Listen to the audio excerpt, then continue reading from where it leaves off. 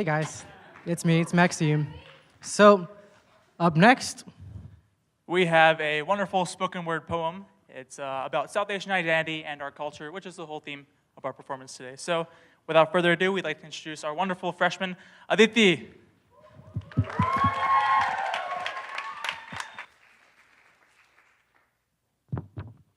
Hi, everyone.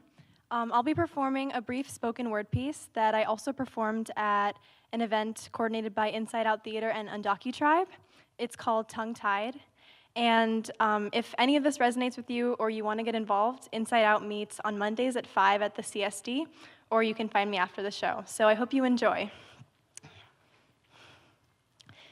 At age 6, I decided I was naming my first child after a character from a Bollywood movie.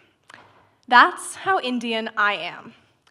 I've been through it all, dressing up like an Indian princess for Halloween, wearing a reluctant frown and a salwar kameez straight from my closet because my mom told me it was more economical than Cinderella. Putting a diamond-shaped kaju barfi in my mouth for dessert, trying to limit myself to just one more, and failing. Tea lights flickering at each of our windows, sparklers popping in my vice-like grip as the Diwali fireworks transform our night. And yet, in that one moment, when I'm with my family and a relative approaches me and hugs me and greets me in a language that's not English, and I freeze.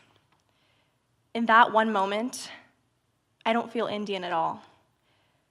What's the point of the lights, the outfits, the sweets, if my great aunt asks me how I'm doing and I can't answer because her words jumble together in a string of messy consonants, a mash of foreign syllables, so convoluted and so beautiful that I have no idea what they mean?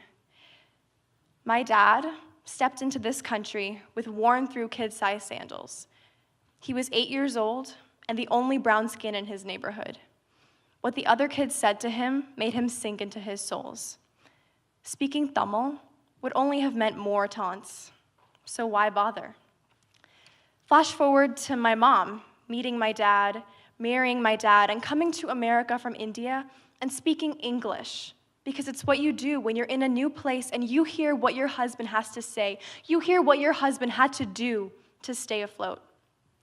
And so I grew up with English at the tip of my tongue and Tamil slipping out a hole in the back pocket of my red, white, and blue jeans.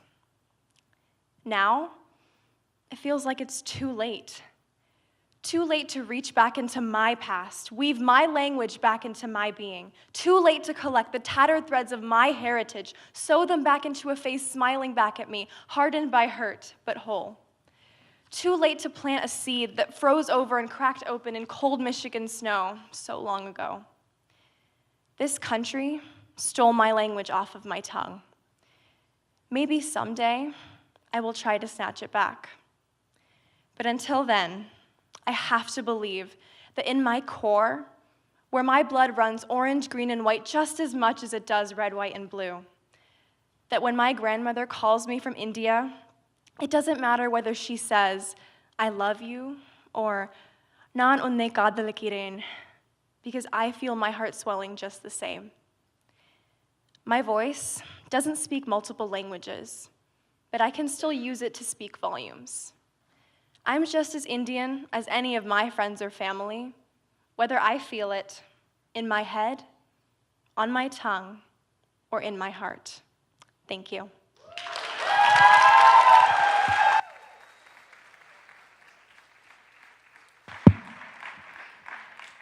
Wow, that was incredible. One more round of applause for Aditi, everyone.